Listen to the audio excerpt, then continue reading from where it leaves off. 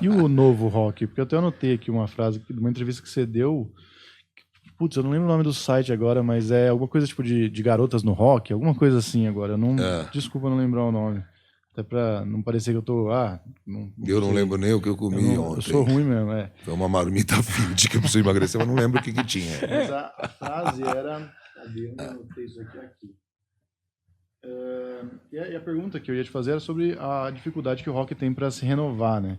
E aí você fala que as emissoras jovens são imbecilizantes, que inclusive lembrou muito um trecho que a gente soltou hoje do Regis Tadeu, que ele fala assim com a maior tranquilidade do mundo. Científico, ele fala, de uma maneira científica. Olha, você sabe, todo mundo sabe, né, que a MTV hoje faz uma programação voltada para o imbecil. Exclusivamente para retardados. Exclusivamente para todo retardados. Mundo sabe. E aí, e a outra frase que está destacada é: o rock se perdeu, porque vai falar do que hoje em dia? Eu vou dar uma atualização F5 nessa declaração para dizer que o novo sempre tem espaço. Eu acho muito bom o novo. Eu sempre busco novidades, eu sou pisciano. Eu me enjoo fácil das coisas. Agora, ao mesmo tempo, é um paradoxo. Porque se a sua banda... Qual é a banda que você gosta? Fala uma aí. Hoje, eu gosto de Oasis, que não existe mais. Vai, Noel Gallagher. Uma banda bacana, dois irmãos talentosos. E você? Cara, eu gosto de... Hoje, assim, ou... Não, fala uma banda que você curta e que sempre tá na tua seleção pra pegar uma estrada, sei lá. Vamos lá, Arctic Monkeys, por exemplo. Bem legal. Então tá. Arctic Monkeys e você com... Oasis. Com o Oasis. Se ele de repente... É que o Oasis... É que vocês também me fuderam agora. Não, mas são duas bandas assim, inventivas. O Liam, né, o Noel, com o trabalho solo dele é incrível. Umas pitadas de eletrônico, muita distorção. Mas se você pega, por exemplo, vou ficar no classicão, vai.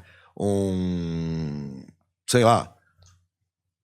Um clássico? Led Zeppelin, Black Sabbath, um White Snake. Se o cara faz... Se eles lançam uma coisa muito diferente, como aconteceu com Metallica, por exemplo. Tipo, o fã não quer, ele espera mais do mesmo.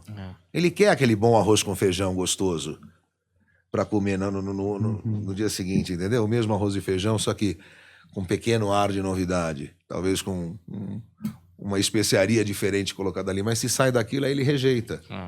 Então, é paradoxal, né? Sim. Porque se sair daquela tríade que eu gosto... Aí, os caras piraram, partiram pro eletrônico. Não tem mais nada a ver com o que era. Aí começa a cuspir. Virou Nutella, né? Então, é difícil entender se vende mais porque é fresquinho ou se é fresquinho porque vende mais. Eu gosto de novidade. Eu gosto de uma banda que chama Primal Scream. Não sei se vocês conhecem. Não. Mano, eles têm vários álbuns. Cada álbum que você ouve é uma banda diferente. Não é aquela coisa que você identifica. Porque você pode ouvir um Led Zeppelin e você fala, nossa... Tem uma marca digital ali, né? Não, eles são muito, muito, muito versáteis e inventivos. Eu adoro o Primal Scream, por exemplo. Mas eu espero essa novidade. Agora a pessoa quer ouvir aquele... O AC/DC lança uma coisa nova, você quer aquela lembrar de All Night Long de alguma forma, entendeu? Mas aí dos clássicos. não tá o problema aí? Porque assim... Claro, mas é um paradoxo, né? Porque, tipo, que nem Arctic Monkeys mesmo é uma banda que... Acho que o primeiro e o segundo são parecidos, depois é tudo diferente, assim, né? Até... Sim, porque o Oasis e os exemplos que vocês deram, por isso eu falei, foge do que eu queria falar, porque são bandas que já estão mais...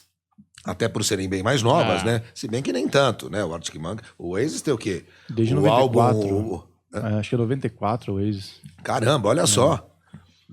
Né? Tempão, já é... Old school. Já tá virando flashback, né? Exatamente. Na sequência de classe da Alfa lá, já entra na madruga. Então a gente acha, às vezes, que é porque a gente também se perde um pouco na percepção do tempo, né? Eu tenho dificuldade de saber que eu tô com quase 50, porque eu me sinto aquele moleque. Não no sentido pejorativo do moleque, mas aquele moleque, aquele menino que andava descalço nas ruas de Paralelepípedo Santistas, jogando taco. Eu me sinto aquele cara. Eu só não tenho mais tanto fôlego, tô com quilos a mais, mas eu me sinto ainda.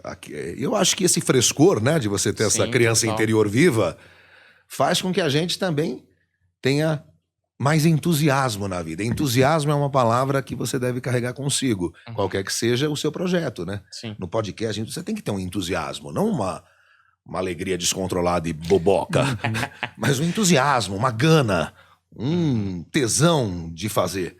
que é o que eu tenho. Sento no programa, fico lá com 10 abas, vou nos portais de música, quero falar o melhor. Essa gana, o dia que eu perder isso e tá lá protocolarmente, né?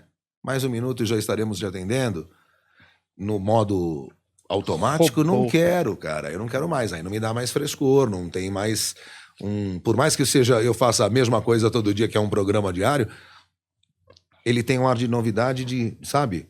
Tô começando aqui um papo que vai ser diferente de todos os outros nesses últimos 16 anos, que é o que o programa tem no ar neste mesmo horário, das 17 às 19. Alternativa, rock, trânsito, surtos de um tio velhaco também, e bons sons. Um setlist modéstia à parte, bem bacana, porque não tem muita... Tento evitar algumas coisas que eu acho que não tem a cara da rádio. Bom, acho que a gente sempre começa fazendo uma pergunta aqui. Você deve ter ouvido várias vezes, mas é sempre bom começar pelo começo, né? Então, como que foi a sua chegada na rádio? Como foi essa caminhada, essa realização que trabalhar na rádio era uma parada da hora? Trabalhar em rádio. Começou na minha cidade, em Santos, né? Onde eu me criei, passei uma boa parte da minha vida. Quando eu tinha 13 para 14 anos, eu já tinha um grave na voz, naquela fase que um moleque está mudando de voz, né, na puberdade.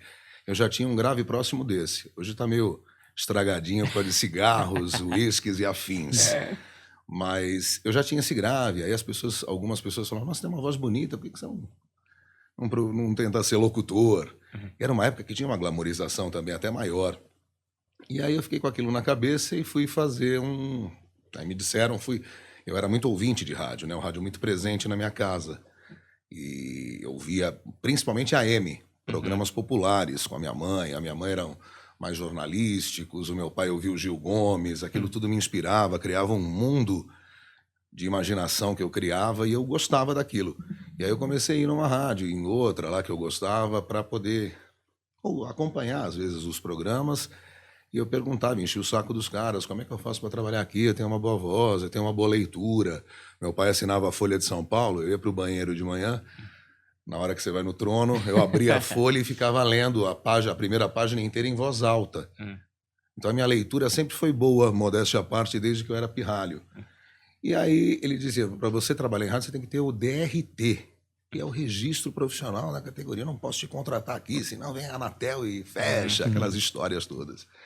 E aí eu fui procurar e tinha o Senac, já na minha época, não sou tão antigo, em Santos, e com o curso profissionalizante de locução eu fiz. E foi mais ou menos paralelo quando eu entrei na faculdade de jornalismo em Santos, onde eu cursei e me formei também, sou jornalista. E aí eu comecei a fazer. E aí no curso de jornalismo, onde a gente tinha impresso, ainda na minha época eram máquinas de escrever Olivetti, tinha aula de rádio, de TV, de revista, e aí eu comecei a me aprofundar e focar nas aulas de rádio. Eu fazia os programas de rádio da Facos, na Unisantos.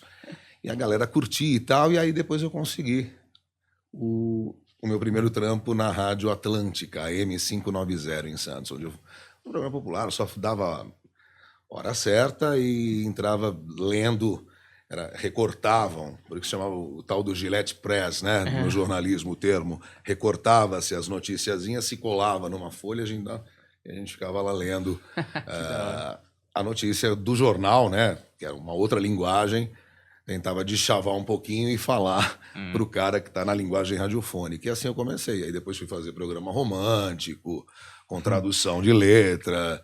Aí comecei a conhecer mais Bon Jovi, né? Always, era uma das mais pedidas. A Rosana do Macuco manda pro Zé Roberto lá do Maitá.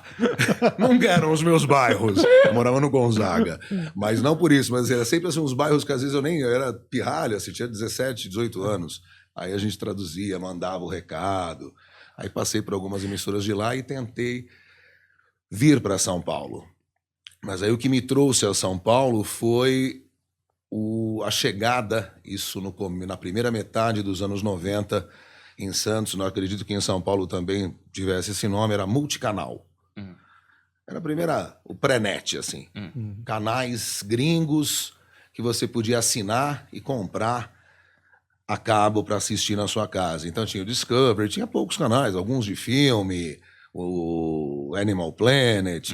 E aí, uma produtora de Santos, de um colega meu que era proprietário dessa produtora e também radialista de várias emissoras lá, agora está na Antena 1, ele começou com essa produtora a fazer a tradução e a narração desses documentários. E aí ele começou a escalar os locutores colegas dele da cidade. E eu fui um deles. Aí eu comecei a fazer narração para o Discovery Channel. O Hora Selvagem. E eu fazia as chamadas também. Nesta quarta, 10 da noite, só no Discovery Channel. Meio surtadinho, assim, levemente surtado. Levemente surtado. Hoje você não pode perder e tal. E comecei a fazer isso e comecei a me encantar, porque é a mesma linguagem, só que numa outra atmosfera, né? O rádio, a televisão, é criar realmente. Essa voz tem que criar uma expectativa em você no sofá para fazer você ter vontade de assistir a porra do programa.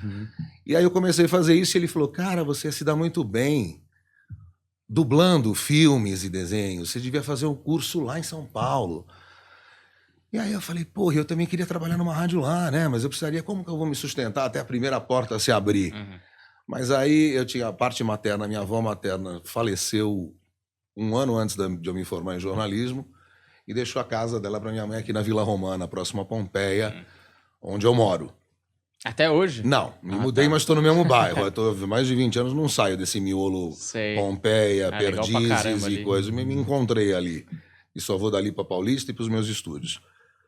E aí eu peguei e assumi a casa. Então eu já não teria o aluguel para pagar, só precisaria de uma renda, né?